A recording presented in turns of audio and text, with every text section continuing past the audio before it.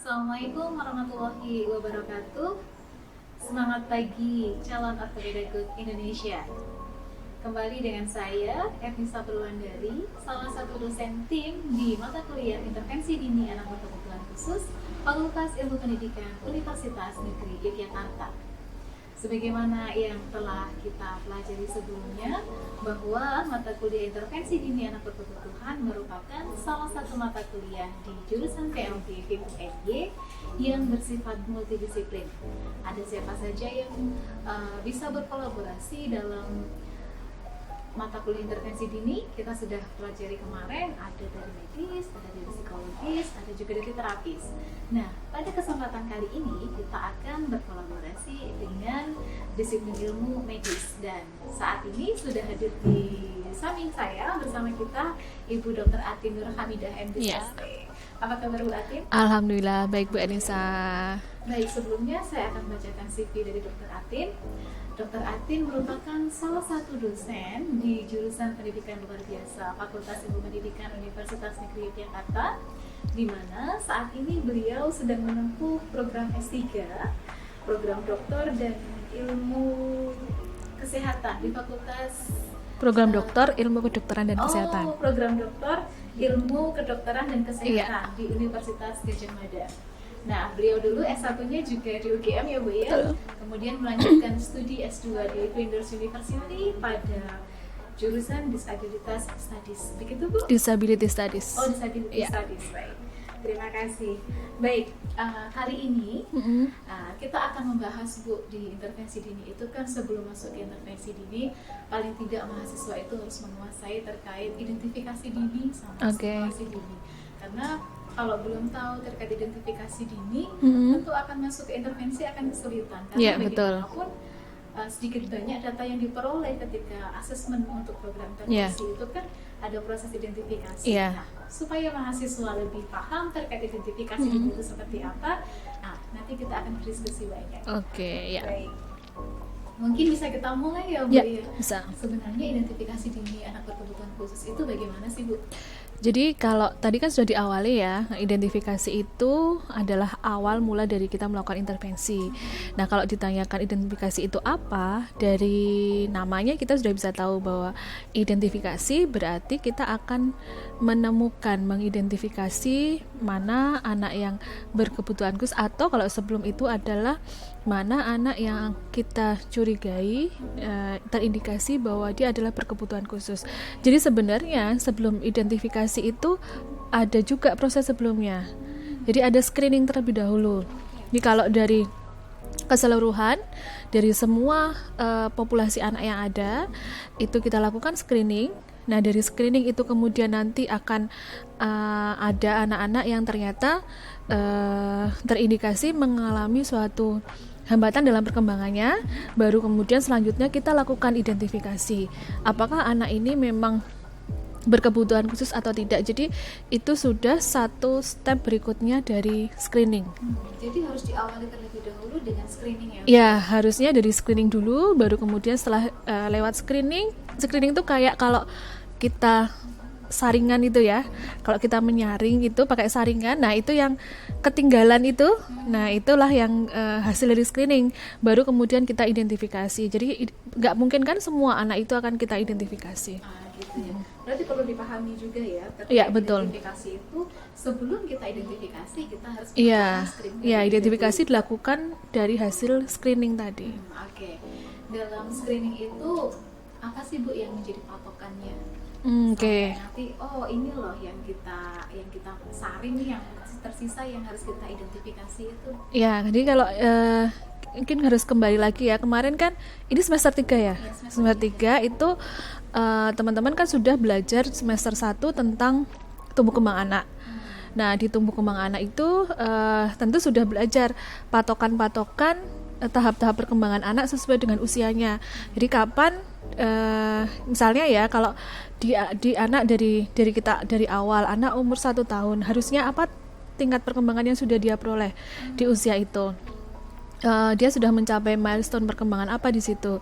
Nah, ketika kemudian nanti dari screening tadi, sebenarnya screening ini kan yang melakukan itu juga orang tua. Kita harus melibatkan orang tua untuk melakukan itu. Atau juga bisa melibatkan masyarakat, bisa melibatkan kader posyandu di situ. Nah, dari situ nanti ditemukan ternyata perkembangannya tidak sesuai. Misalnya anak 1 tahun dia baru bisa mulai duduk. Nah, ini kan sudah gak sesuai karena harusnya duduk itu anak mulai umur 6 bulan sudah mulai bisa duduk. Ternyata dia baru bisa duduk di umur 1 tahun. Nah, ini dari satu ini kita bisa curigai bahwa ini ada gangguan pada aspek motoriknya. Nah, berikutnya dilakukan identifikasi. Kenapa seperti itu? Atau ada apa sebenarnya dengan masalah motorik anak ini? Kenapa pada umur 1 tahun dia baru bisa mulai duduk gitu. Jadi diawali dulu dasarnya adalah pada perkembangan anak gitu. Harus Ya. mengacu pada milestone. Betul, gitu iya. ya. Dan sebenarnya nggak masalah ya belakang orang tua meskipun pendidikannya itu dalam tanda kutip rendah gitu tetap bisa dibantu screening dengan masyarakat tadi ya dengan adanya posyandu tadi. Iya, ya sebenarnya kalau sekarang itu di buku-buku KIA ya, di buku KIA anak itu kan ada tuh di situ ya, di bagian belakang itu sudah ada itu, walaupun secara garis besar nggak sedetil alat-alat instrumen, tapi di situ ada patokan-patokan di usia tertentu anak harus bisa begini apa yang harus dilakukan orang tua itu sebenarnya bisa di situ dilihat. Nah itu selain itu juga tadi kader juga bisa membantu. Jadi memang yang harusnya yang pertama kali menemukan ini ya memang orang tua atau pengasuh yang sehari-harinya bersama dengan anak. Karena sebenarnya sudah diberikan buku KIA itu ya. Iya, hanya memang kadang kan nggak terbaca ya, cuma ditumpuk di rumah gitu, nggak. Ya paling dibawanya ke posyandu pas imunisasi gitu kan, nggak. Padahal itu harus sebenarnya itu udah lengkap kok, tinggal dibaca. Diberikan sejak ini ya, Bu? Sejak hamil kan, ya. Baik. Kemudian Bu, proses screening itu tadi kan disampaikan bahwa proses screening itu bisa dilakukan oleh keluarga, orang tua, maupun oleh lingkungan ya, masyarakat terutama kader posyandu tadi. Apakah proses identifikasi ini itu hanya dilakukan ketika anak itu sudah lahir atau bisa kita lakukan sejak dalam kandungan atau bagaimana? Sebenarnya kalau identifikasi itu ya dilakukan tadi kembali lagi ya, kita harus bedakan dulu screening sama identifikasi. Kalau screening kan sejak awal sejak awal itu maksudnya dari kandungan atau ketika sudah lahir? Ya, kalau berbicara ke belakang lagi sejak dalam kandungan. Cuman kalau sejak dalam kandungan kan itu juga itu harus melibatkan orang lain, melibatkan dokter, melibatkan bidan yang memang mengecek perkembangan kehamilannya. Nah, pada saat itu mungkin memang sudah bisa diketahui kalau memang sudah ada tanda-tanda gangguan pada janinnya. Misalnya memang sudah ada kelainan bawaan. Cuman kan tidak semua gangguan perkembangan anak itu terjadi karena faktor di dalam kandungan. Bisa saja tidak diketahui pada saat itu, di dalam kandungan nggak kelihatan. Gitu kan, jadi baru bisa diamati ketika itu mulai lahir, kemudian semakin anaknya usianya bertambah, yang harusnya tahap-tahap perkembangannya ini semuanya harus tercapai, tapi ternyata tidak. Nah, dari situ memang benar dari awal, tapi untuk orang tua sendiri ya dan masyarakat itu memang akan banyak melakukannya mesti ketika itu sudah lahir. Ada nggak Bu kategori anak itu yang resiko mengalami hambatan perkembangan, misalnya resiko apakah dia resiko rendah sampai yang resiko berat, itu yang seperti apa sih Bu kalau dari medis? Oke ya, jadi kalau kita kembalikan lagi ke masalah perkembangan pada anak, ini kan faktor penyebabnya bisa jadi dalam kandungan atau bahkan mungkin sebelumnya karena ada faktor keturunan, kemudian juga karena faktor pengaruh faktor kelahirannya, atau juga postnatal setelah dilahirkan ya. Dan kalau kembali flashback ke kuliah tumbuh kembang, kan itu semua sudah pernah dipelajari dulu faktor-faktor itu ya. Nah, dari situ nanti kita bisa melihat di masalah kehamilan ya, apakah ada masalah yang terjadi selama kehamilan. Mungkin misalnya ada yang sejak kehamilan ibunya sudah sering mengalami perdarahan, atau mungkin ada infeksi yang terjadi selama kehamilan. Tapi bisa saja kan itu juga tidak diketahui gitu ya. Yang ini resiko yang sebenarnya sudah ada tapi bisa saja tidak diketahui. Nah, kemudian proses kelahiran bisa saja masalahnya terjadi karena proses kelahirannya. Misalnya bayinya lahir dalam kondisi berat badan lahirnya kurang atau prematur lahirnya, ini sudah jadi resiko lagi. Nah, dari situ sudah menjadi suatu warning ya. Harusnya kan sudah ada kemudian satu catatan khusus kepada orang tua. Kalau dengan bayi-bayi yang seperti itu, maka mungkin nanti akan ada risiko di dalam perkembangannya. Sehingga orang tua harusnya akan lebih mengontrol lagi gitu. Tapi bisa saja masalah perkembangannya terjadi ya ketika anak itu sudah dilahirkan. Jadi pada saat di dalam kandungan baik-baik saja, kemudian pada saat dilahirkan juga tidak ada masalah, tapi ternyata di dalam tahap selanjutnya misalnya ada anak yang kemudian sakit meningitis misalnya ya, atau mungkin ada juga yang gizi kurang ya. Stunting kan juga masih jadi masalah ini di Indonesia ya. Anak-anak dengan gizi yang kurang ini kan juga menjadi faktor penyebab terjadinya gangguan perkembangan nantinya ya. Jadi risiko kalau dikatakan risikonya rendah atau tinggi ya tergantung penyebabnya. Tentu semakin banyak faktor resikonya dia akan semakin meningkat. Misalnya sudah ada gangguan secara genetik ya, ada masalah genetik, ada bawaan di keluarga, kemudian juga kebetulan misalnya ibunya pada saat hamil itu ternyata gizinya tidak terpenuhi, lalu kemudian bayinya lahirnya prematur. Nah, ini kan sudah double, ini resikonya akan menjadi lebih tinggi.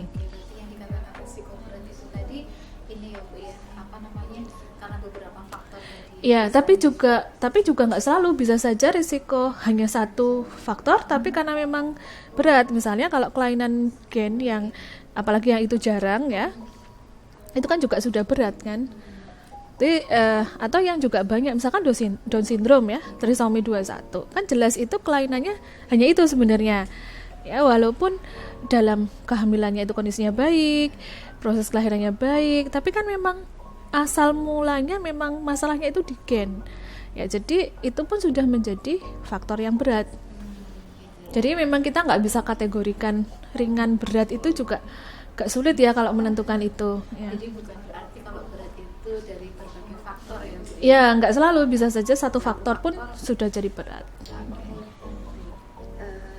Terkait dengan stunting tadi, ini kan masih awam ibu sebenarnya gitu. Kalau untuk identifikasi dininya itu bagaimana sih? Kalau stunting ya jelas yang kelihatan itu dari berat badannya kurang, tinggi badannya kurang.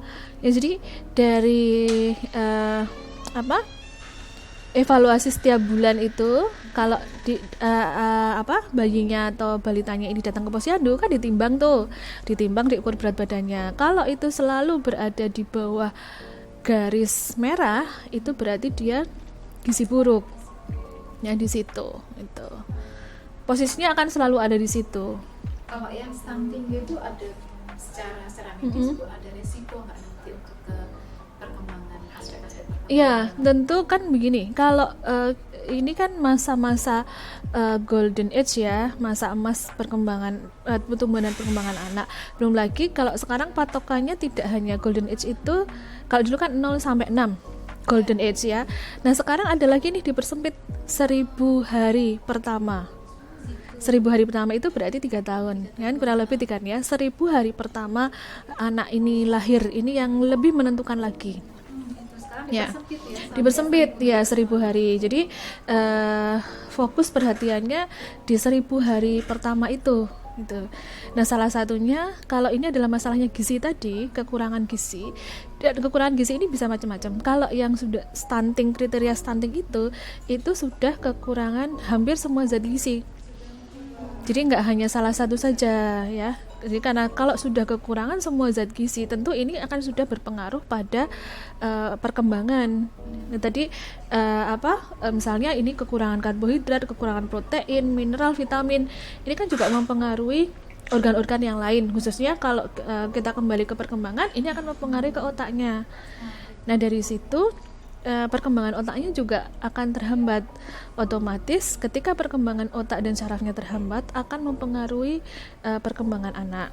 Nah akan terjadi gangguan-gangguan pada perkembangan. Jadi kaitannya sangat besar itu. Ya. Jadi penting ya Bu ya, optimalkan di masa-masa golden age. Iya, terutama itu sekarang jadi 1000 hari. Iya, 1000 hari pertama ya. Tadi kan disampaikan terkait masa golden age. Itu kan sering sekali didengar. Golden age, masa emas, masa puncak-puncaknya anak lah ya, gitu nggak bisa diulang, jangan terlewatkan. Banyak sekali yang kata-kata positif terkait golden age itu. Nah sebenarnya golden age itu bagaimana sih Bu kalau dari secara medis itu sebenarnya? Oke, jadi sebenarnya kenapa disebut sebagai golden age tadi, masa keemasan itu karena di masa itu adalah masa terjadinya perkembangan dari syaraf-syaraf atau perkembangan neurologis yang sangat pesat pada anak. Jadi pada usia 6 tahun ya, kurang lebih pada usia 6 tahun itu kira-kira 90%-nya itu sudah tercapai optimal. Jadi kalau kita lihat dari kurvanya 100%-nya itu kan nanti perkembangan anak kan sampai katakanlah usia 18 sampai 20 tahun ya, itu kan 100%. Nah, untuk perkembangan neurologi itu sudah tercapai 90% di usia 6 tahun. Jadi pada saat itu ini kan terjadi pesat. Nah nanti yang itu 10% tinggal sisanya itu. Sehingga disitulah kenapa kemudian dikatakan masa keemasan ya. Dimulai dari di dalam, sebenarnya ada 2 fase yang paling cepat. Yang pertama itu selama di dalam kandungan, dan yang kedua itu tadi sampai 6 tahun tadi. Nah pada saat dikandungkan kan juga dari hanya 1 sel selama 9 bulan kemudian menjadi berjuta-jutaan sel ya. Nah itu kan prosesnya cepat sekali tuh dalam jangka waktu 9 bulan. Nah ketika lahir itu otak seorang bayi yang baru lahir itu sudah terdiri dari miliaran sel-sel saraf itu. Nah nanti dalam tahap perkembangannya setelah lahir sampai dengan usia 6 tahun itu masih terjadi penambahan jumlah, juga pembesarannya sampai tadi sekitar 90% gitu.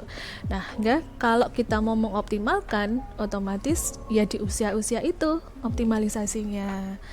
Nah, yang kedua, kalau misalnya ada gangguan ya. Tadi kan ini kan kita akan yang tadi kan optimalisasinya di situ. Nah, yang berikutnya adalah jika terjadi gangguan pada masa ini, pada masa golden age ini, itu pasti akan mempengaruhi pada fase selanjutnya. Karena kan tadi harusnya itu bisa optimal 90%. Tapi kalau di situ ada gangguan ya, katakanlah misalnya yang ini aja yang mungkin bisa digambarkan atau dipahami dengan jelas gitu. Misalnya di situ ada suatu kerusakan ya yang gampang, misalnya anak itu jatuh terbentur ya, jatuh terbentur kemudian terjadi kerusakan di otak, otomatis kan di situ akan terhambat ya. Nah ini nanti kemudian harusnya itu sudah optimal pada saat 6 tahun, jadi belum jadi optimal. Nah, ini yang gambaran besar, yang gambaran bisa dibayangkan. Tapi sebenarnya perkembangan sel saraf kan tidak hanya yang makro. Kalau itu kan tadi yang makro, yang kita bisa bayangin ya karena ada kecelakaan. Tapi ada hal-hal yang sifatnya yang mikro, misalnya dari nutrisi tadi. Karena gizinya yang kurang ya, gizi yang kurang kan untuk pembentukan sel itu dibutuhkan protein ya, dibutuhkan protein, kemudian juga dibutuhkan karbohidrat yang cukup. Nah pada saat itu misalnya kurang nih, juga ada nutrien-nutrien yang lain termasuk omega 3 dan sebagainya ya, itu pada saat itu kurang, otomatis untuk mencapai 90%-nya ini juga akan terganggu. Kalau pada usia 6 tahun ini belum tercapai yang 90% tadi, berarti kan nanti masih harus ngejar di usia berikutnya. setelah golden age. Ya, setelah itu ya, akhirnya menjadi terhambat terus prosesnya. Oke, nah di situ itulah kuncinya. Maka kalau kemudian kita kaitkan dengan intervensi dini, kalau ini terus ketahuan nih, ada gangguan di sini kemudian ketahuan. Nah, dengan pemberian intervensi, ini kan bisa digunakan untuk memperbaiki. Nah, ini kan masih di dalam masa golden age ya, masih berkembang di situ. Nah, ini untuk memperbaiki pun masih mudah di situ. Nah, jadi intervensi, kenapa kemudian intervensi dini itu penting? Ya di situ masalahnya. Karena tadi masa golden age. Iya, kuncinya ada di situ. Ya. Yang mendekati 90%. Iya. Kalau ada suatu hambatan. Ya, kalau ada satu hambatan, ada suatu gangguan, masih bisa dioptimalkan di situ. Tapi kalau sudah ngelewatin, berarti kan kita sudah nggak bisa lagi kembali ke masa itu. Ini kan kita hanya akan mengoptimalkan pada sisanya saja. Itu tetap bisa mencapai 100% nggak? Dikatakan 100% ya? Uh, Setelah melewati masa golden age, misalnya di masa golden age itu terlewati ya, tidak optimal gitu. Terus nanti kan akan tetap, sebenarnya akan tetap berlanjut ya, terus 7 sampai 80 tahun lah katakanlah gitu. Tetap di masa itu akan tetap bisa mencapai. Nah, kalau seperti itu kan juga nanti akan dilihat lagi faktor-faktornya. Apakah pada masa setelah itu bisa mengejar ketinggalannya? Nah, kalau bisa mengejar, ya mungkin bisa. Tapi yang dikejar ini seberapa? Nah, seberapa besar sih yang harus terkejar? Apalagi kalau misalnya, katakanlah anak ini memang terlahir sudah ada gangguan otak, gangguan syaraf pada saat lahir, misalnya kita katakan cerebral palsy, ya. Cerebral palsy ini kan memang sudah mengalami gangguan sejak di dalam kandungan, sudah terlahir dengan masalah neurologis, ya. Nah, kalau yang sudah seperti ini kan kondisinya ketika lahir pun sudah berbeda dengan bayi-bayi yang lain, ya. Jadi kan untuk mengejar ya tentu lebih berat itu. Tetapi bukannya tidak mungkin, karena kan ini masih di dalam fase tadi masa golden age itu. Jadi kemungkinan untuk melakukan perbaikannya masih tetap lebih tinggi dibanding kalau kita sudah ketinggalan tadi. Berarti nggak perlu pesimis ya. Iya, betul. Nanti kan biasanya kadang ya, kebutuhan khusus yang sudahlah gitu saja. Ya. Padahal meskipun kebutuhan khusus di golden age itu tetap bisa kita optimalkan. Ya, nah masalahnya kan kadang gini juga, banyak yang kemudian teridentifikasi itu justru sudah lewat ya, karena tadinya mungkin bisa saja kan mungkin belum ketahuan, atau mungkin orang tua belum yakin juga bisa, atau orang tua tidak menerima kondisi anaknya, atau kadang kan itu juga terjadi ya. Nah, akhirnya baru ketahuan ketika sudah masuk SD misalnya ya. Oh ternyata di SD tidak bisa mengikuti pelajaran di SD gitu. Nah, ya oke. Nah, karena itu kan otomatis kalau itu kan nanti sudah akan jadi berbeda dengan yang dari awal memang sudah mendapatkan penanganan gitu. Itu tadi pentingnya identifikasi dini tadi. Iya, betul. Semakin dini identifikasi, semakin cepat pula intervensinya seharusnya gitu ya. Baik, terkait masa golden age. Tadi salah satu yang bisa menemukan tadi kan gizi ya. Gizinya juga harus bagus lah ya, supaya nggak di bawah garis. Terus ada persepsi di masyarakat itu salah satunya adalah terkait vaksin, Bu. Nah, vaksin itu kan memang setelah divaksin itu anak kadang demam ya, Bu ya. Dan efek dari vaksin itu kan kadang setiap anak masing-masing berbeda. Nah, ada anggapan setelah divaksin itu anak panas kemudian nanti bisa berefek ke perkembangannya. Jadi ada beberapa orang tua itu yang nggak mau divaksin, padahal salah satu upaya untuk menjaga kesehatan anak itu kan selain gizi tadi juga vaksin itu. Nah, itu bagaimana sih, Bu, dampaknya sebenarnya vaksin itu? Kan juga nanti akan terkait dengan identifikasinya ya.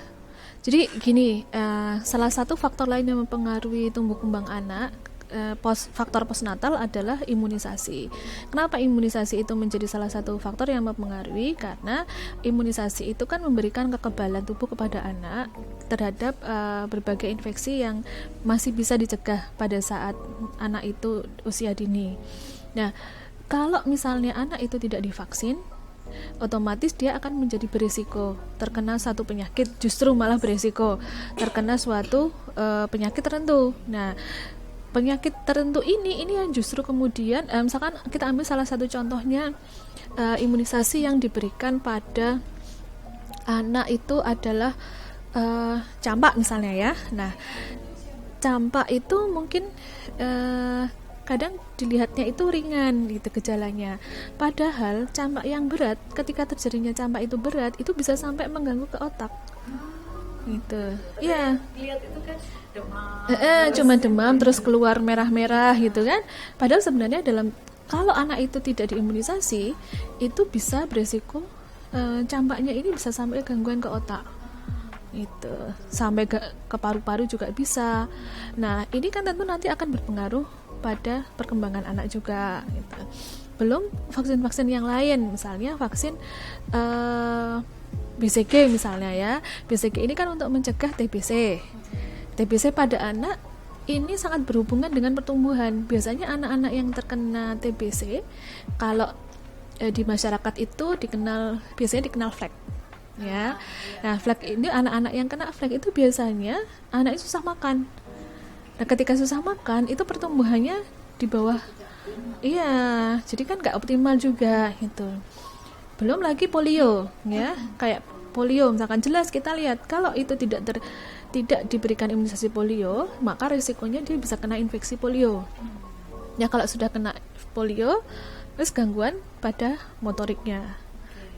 Ya, jadi anggapan bahwa imunisasi itu yang menyebabkan anak itu mengalami justru malah mengalami masalah pada perkembangannya, itu justru salah.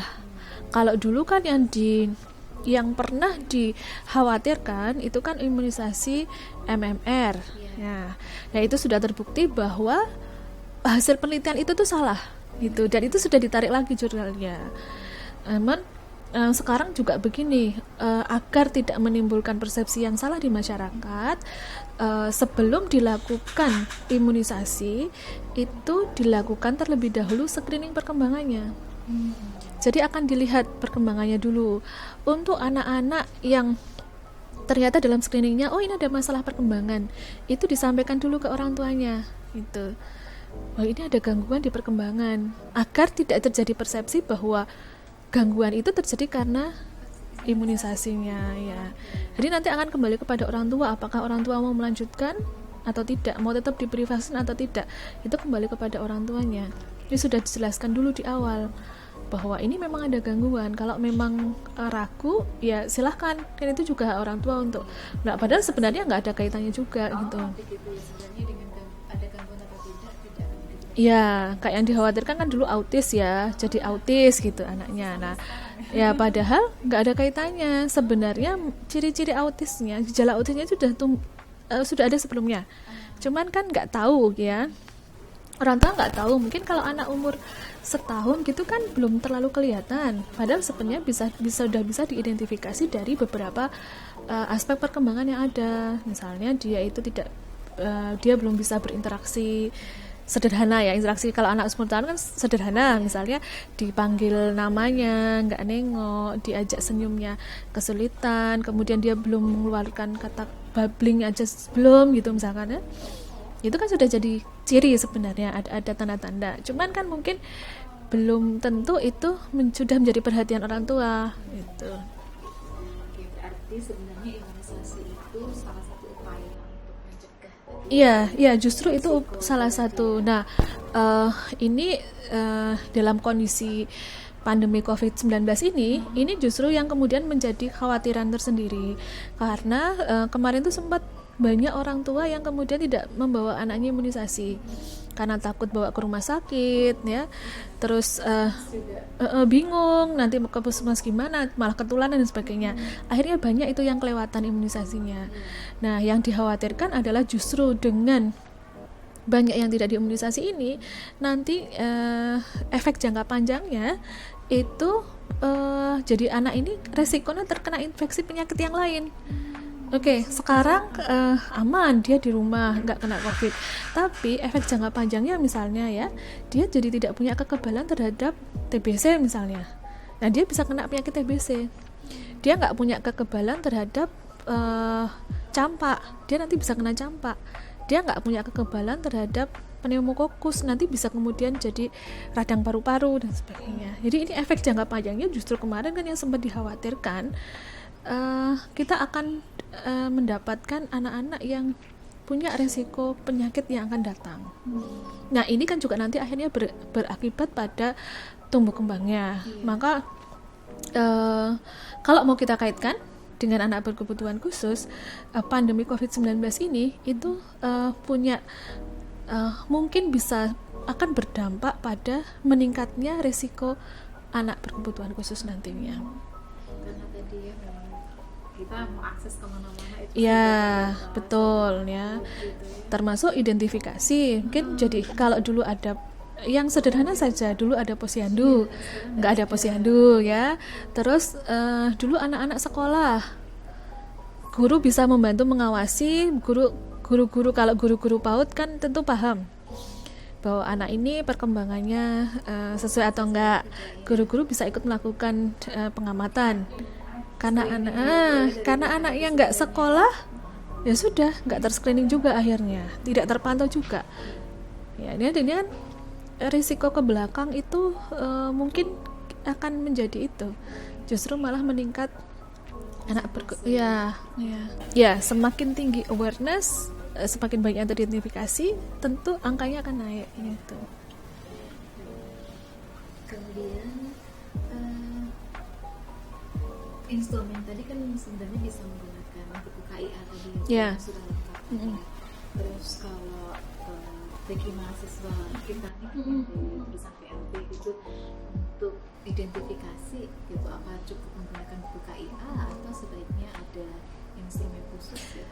Ya, sebenarnya kalau tadi buku KIA itu kan sifatnya untuk screening ya. Tapi kalau kita sudah belajar tentang identifikasi, ini kita tentu sudah bicara instrumen, nggak cuma alat screening aja. Kalau dulu di tumbuh kembang itu kan sudah belajar pakai Denver ya. Denver itu sebenarnya alat screening, bukan alat diagnosis ya. Denver itu untuk menemukan bahwa ada anak-anak yang mengalami masalah dalam perkembangan ya, bukan diagnosis. Jadi kita dengan Denver kita tidak akan kemudian menentukan bahwa oh anak ini mempunyai ya kebutuhan khusus, enggak. Itu adalah screening, alat screening. Nah, dari situ baru kita akan gunakan instrumen-instrumen yang lain ya. Walaupun sebenarnya Denver secara umum sendiri, Denver itu sudah bisa mengkategorikan ini masalahnya adalah di perkembangan motorik, ini masalahnya adalah di bahasa, ini masalahnya sosial. Tapi dari Denver kita nggak bisa menyimpulkan oh ini anak berkebutuhan khususnya, misalnya ya ini anak tunagrahita, oh anak ini tunarungu, kan kita nggak bisa dari Denver, kita harus pakai alat instrumen yang lain untuk mengetahui itu. Dan satu lagi ya mau tidak mau juga harus bekerja sama juga dengan profesional yang lain. Nah, kadang tidak bisa melakukan itu sendiri ya. Kan misalkan dari identifikasi sudah didapatkan, oh anak ini kemungkinan adalah tunagrahita. Mungkin atau tapi misalnya mau membedakan nih apakah ini benar tunagrahita atau ini masih dalam kategori yang slow learner misalkan ya, kita kan mesti harus kerjasama sama psikolog ya.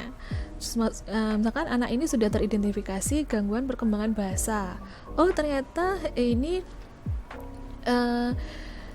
disinyalir karena faktor adanya gangguan pada pendengaran ya, kan nggak bisa menentukan sendiri, guru kan nggak bisa menentukan sendiri, harus bekerja sama juga dengan dokter THT untuk menentukan apakah benar ini tuli atau bukan.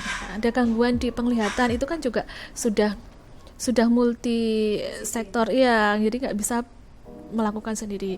Tapi untuk melakukan identifikasi sampai dengan tahap ini adalah kemungkinan mengalami masalah A, B, C, itu bisa dilakukan ya. Berarti mahasiswa kita yang lulus sampai LB ataupun masih nanti mahasiswa ini ya Bu, kalau terjun ke masyarakat sebenarnya bisa membantu untuk identifikasi ya.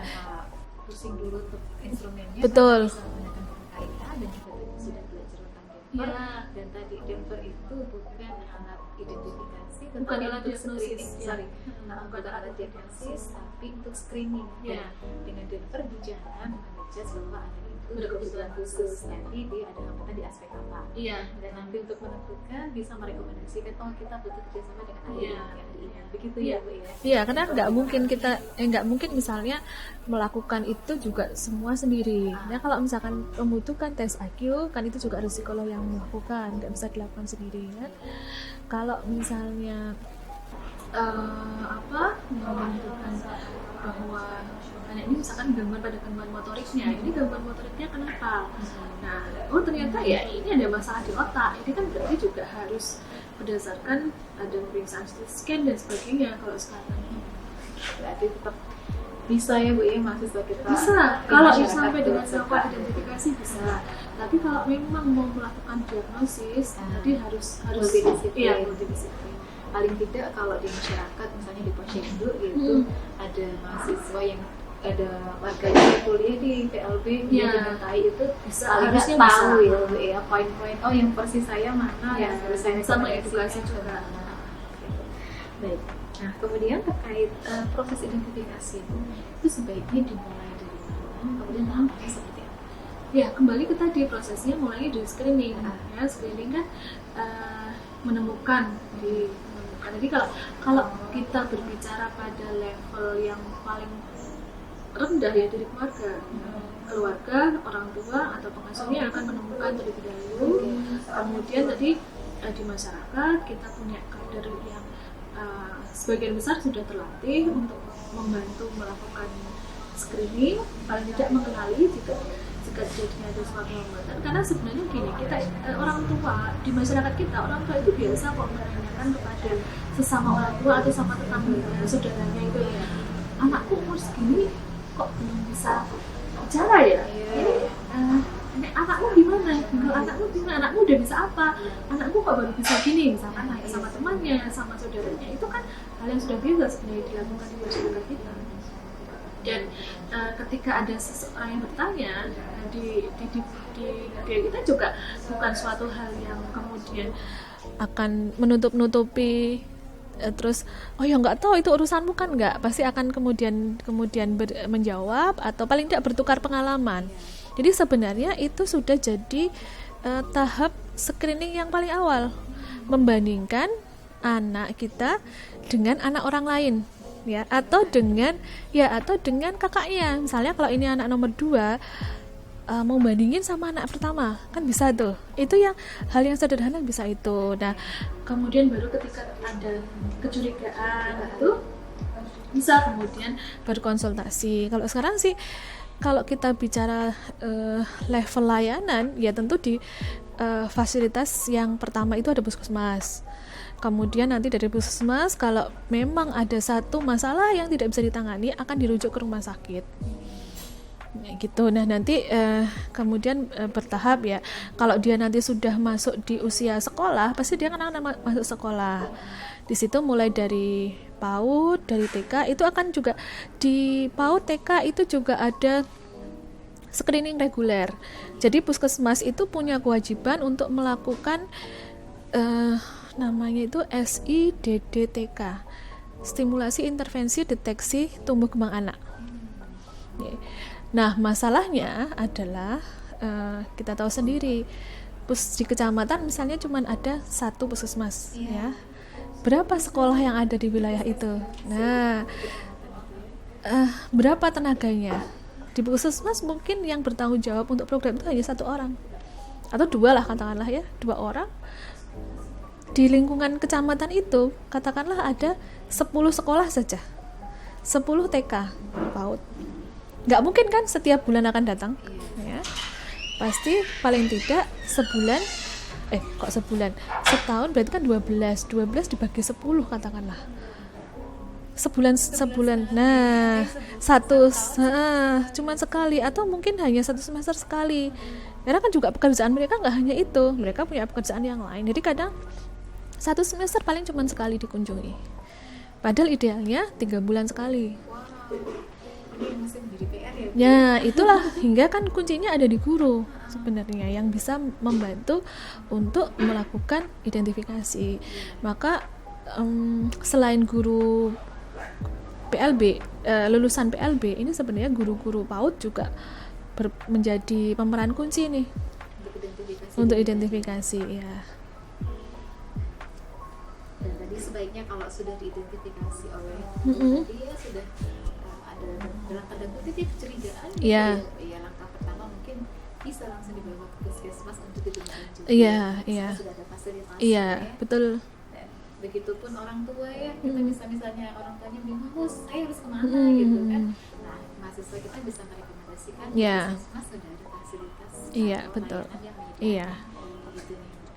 Baik, mungkin satu statement dari Ibu terkait kelebihan identifikasi dini ini untuk anak-anak. Apa ya statementnya? Oh iya, semakin cepat teridentifikasi, semakin cepat intervensi yang diberikan, maka akan semakin bagus hasil yang kita dapatkan.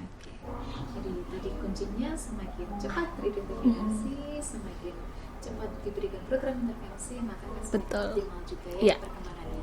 Baik, mungkin ada pesan Bu sebelum saya tutup untuk mahasiswa kita yang sedang mempelajari terkait mata kuliah intervensi dini anak berkebutuhan khusus. Oke, pesan saya karena ini sebenarnya adalah basic ilmu yang memang harus dikuasai oleh mahasiswa PLB, karena nanti tadi saya sudah cerita ya bahwa yang akan menjadi pelaku pertama itu yang akan berhadapan pertama itu justru bukan tenaga kesehatan, tetapi justru malah orang tua yang kemudian nanti kalau anak itu sudah usia sekolah itu akan ketemu dengan guru dan juga dibantu oleh masyarakat. Nah, mahasiswa atau nantinya Anda sebagai seorang guru akan menjadi salah satu kunci, justru tokoh kunci di dalam melakukan identifikasi ini. Dan mungkin juga nanti bisa juga menjadi rujukan gitu ya. Kalau misalnya bekerja di SLB atau bekerja di sekolah inklusi, ini justru akan menjadi rujukan guru-guru yang lain di sekolah inklusi misalnya. Tentu yang akan menjadi yang dirujuk itu adalah dari yang lulusan PLB kan. Kalau mau konsultasi mau kan mesti akan kayak gini. Jadi ini merupakan satu ilmu dasar yang benar-benar harus dikuasai dulu. Ya. Jadi tadi ya teman-teman adik-adik mahasiswa harus tahu disiplin ilmunya bahwa ya saya ya karena saya lulusan dari PLB itu tidak berhak untuk mendiagnosis. Yeah. Kita bisa melakukan screening, Yeah. tapi nanti setelah screening tindak lanjutnya untuk adjustment ya berkebutuhan Ya, khusus bisa bekerja sama dengan disiplin ilmu. iya betul. Iya. Misalnya harus ke puskesmas. Ya, Puskesmas ada ya kalau memang gitu ya. ya gini, kita juga akan melihat kondisinya memungkinkan atau enggak. Oke. Satu yang ingin saya pesankan lagi adalah di dalam melakukan intervensi dini tidak perlu kemudian menunggu diagnosis pasti.